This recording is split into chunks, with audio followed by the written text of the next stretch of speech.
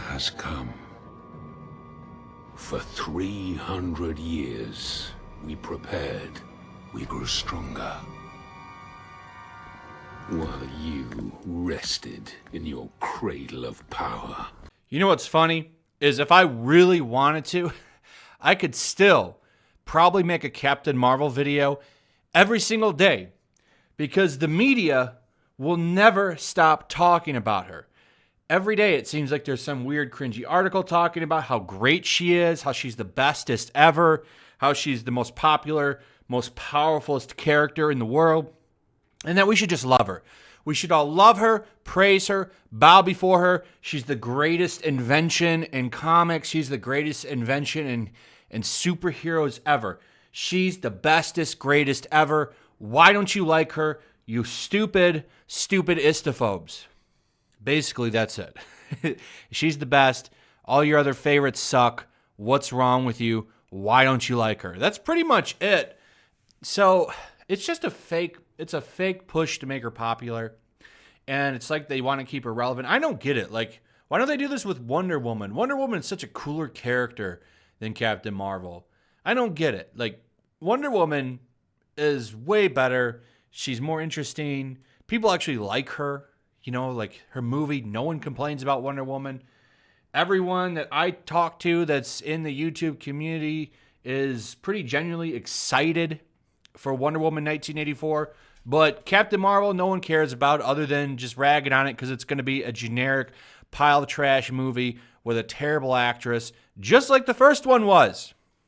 But they want to keep pushing her, so I got some stuff to go over. Here's a really good example of this fake hype. You got Cinema Blend putting out articles. This just came out the other day. Superman versus Captain America. Can the Man of Steel take on the most powerful Avenger? Well, let me ask you, without even reading this article, who do you think wins their theoretical fight? I can tell you this. It ain't Kal-El. Carol, of course, wins the day. I mean, of course she does. Of course she does. She can beat anybody. Nobody can stand up to the power of Captain Marvel. Then there's this rumor. Captain Marvel 2, this future A-Force member, will reportedly make a cameo alongside Brie Larson. No, it's not She-Hulk, who's getting her own show. It's, of course, Jane Foster's Mighty Thor, who's going to get that cameo alongside her. Now, this has changed. I think the rumor is Brie Larson is going to be in Spider-Man's third outing as a co-star. Or I don't believe he's going to be in Captain Marvel 2. That wouldn't make much sense. The plan is to hype her up through Spider-Man and then do her movie. So as far as I know, that's the plan. That could change, but that's a rumor too. I do believe one thing from this. The next Avengers movie will be an A-Force movie. It'll be an A-Force movie. That's going to be the next big get-together movie. It won't be Avengers 5, right? It'd be Avengers 5 because the two cutoff movies. So it won't be Avengers 5 that's, just everyone coming together. It's going to be A-Force. I don't know if they'll call it Avengers. They might just call it A-Force, but that's going to be the big thing. I guarantee it. Watch. They've been trying to push that forever, and they teased it in that little all-girl power moment when you had Avengers Endgame. It's going to be Avengers A-Force. They want to push this MCU thing. I don't know why, but that's going to be what happens. But that's not what I really want to talk about. I just want to go over these rumors real quick. What I want to talk about is some stuff that I found on what they did in the Japanese dub of Avengers and Captain Marvel. We're going to talk about some stuff that the voice actress over there said. And it lines up with this. So this is what Miss Marvel, that's what Captain Marvel used to be called. I'm sorry. This is what Captain Marvel used to look like. And then the comic book industry decided that it would do this weird kind of crazy change where it just didn't want the females to look attractive anymore. And it changed into this. And this is the current version of Captain Marvel. She changes based on what book she's in and, liberties that whatever artist wants to take with her. But it seems to be that they're pushing the character more and more into, I don't know, some type of change, I would say. I don't know why they just don't commit to it and do it. They should. I mean, that's what they've been pushing on the character forever. They just don't want to. They don't want to commit to the bit, as your boy Zach would say. They don't want to commit to the bit. So instead, we just get this weird kind of fence riding looking Captain Marvel, and there you go. So the differences between the two is pretty clear. And this is the future of comics. And it's also carrying over into the movies as well.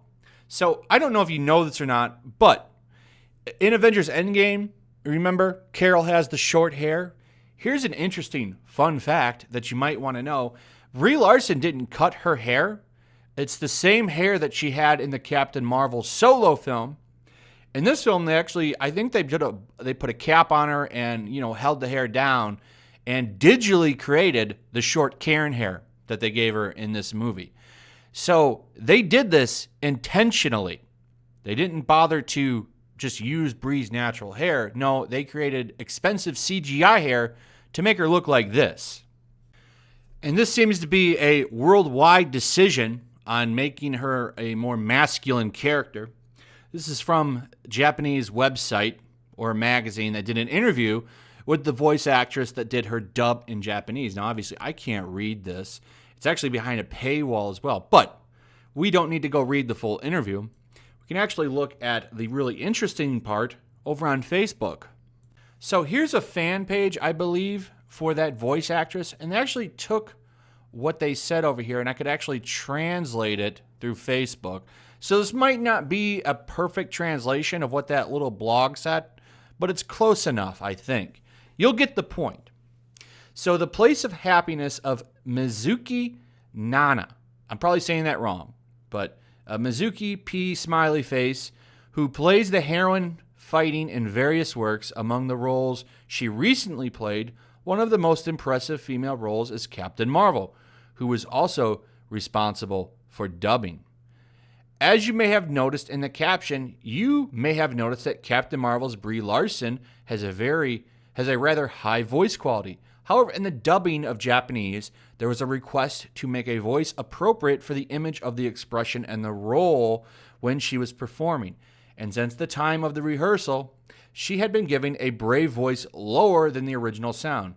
You need the lowest voice in Mizuki's history to kill femininity and perform as a soldier.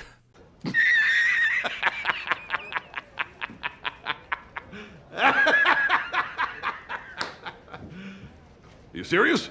Now, I did get this to actually translate through Google, and it's the same thing that's written over on Facebook. This appears to be from the Nico, which I believe is a video streaming site, kind of similar to Twitch. And when I click on this, it says it's Voice Actor Grand Prix. So I'm guessing this is something similar to Unlocked, which is the app that Vic Mignogna uses. Oh, so it's like a voice actor place for fans to hang out and talk. So I'm guessing that was taken from a recent interview that they posted in a write-up, or she was talking about that in a live stream where she talks with fans or something. I'm not sure. I do want to say take this with somewhat of a grain of salt, just in case, because like I said, I can't 100% track this down because this is going through Japanese stuff. But if this is true, I find that kind of funny that she was instructed to lower her voice to take the femininity out of the character.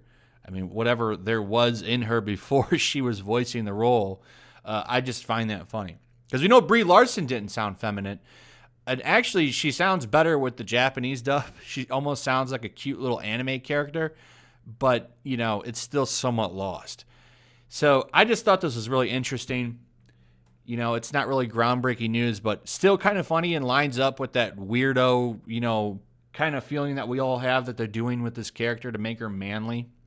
What we can hope is that this rumor is true from We Got This Covered. X-Men's Rogue rumored to appear in Captain Marvel 2. Probably wishful thinking, right?